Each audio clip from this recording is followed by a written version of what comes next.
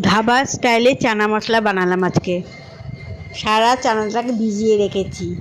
তারপরে প্রেসার কুকারে চানা মশলা দিয়ে হলুদ, একটু নুন দিলাম, তারপরে জল দিয়ে প্রেসার কুকারটাকে ঢেকে 2টো সিটি মেরে দেবো।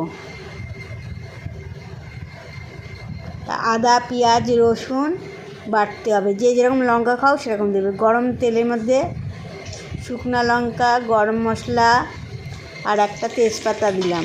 ভালো মতো নাড়াচাড়া দিতে হবে যতক্ষণ ভাজা ভাজা না হয়। খুব সুন্দর গন্ধ বেরাচ্ছে। ওর মধ্যে মশলাটা দিয়ে দিলাম আদা পেঁয়াজের। তারপরে হলুদ, জিরে গুঁড়ো, কিছুটা জিরে গুঁড়ো দিলাম।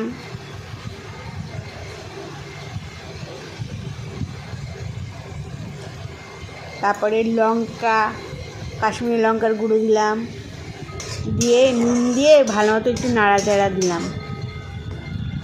নিচে যেন লেগে না যায় সেটা খেয়াল রাখতে হবে। চানা মশলা দিলাম, এতে টেস্টটা আরও ভালো হয়।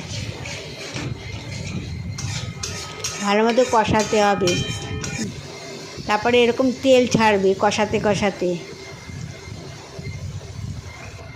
তারপরে টমেটো কুচি না দিয়ে টমেটো সস, চিলি সস দিয়েছি আমি, দিয়ে আবার নাড়াচাড়া দিলাম। সুন্দর এতে স্বাদ আসে। চিনি দিলাম স্বাদ মতো, আবার কষাতে হবে। এরপরে সেদ্ধ চানা মশলাগুলো ঢেলে দিলাম। ভালো মতো নাড়াচাড়া দিতে হবে যাতে নিচে না লেগে যায়। তারপরে গরম জল দিতে হবে। জলটা যার যার মতো শুকিয়ে নিতে হবে, যে যেরকম ঝোল খাবে সেরকম লাগবে। একটু ঘি দিলাম, আমি একটু ঝোলা ঝোলাই রেখেছি।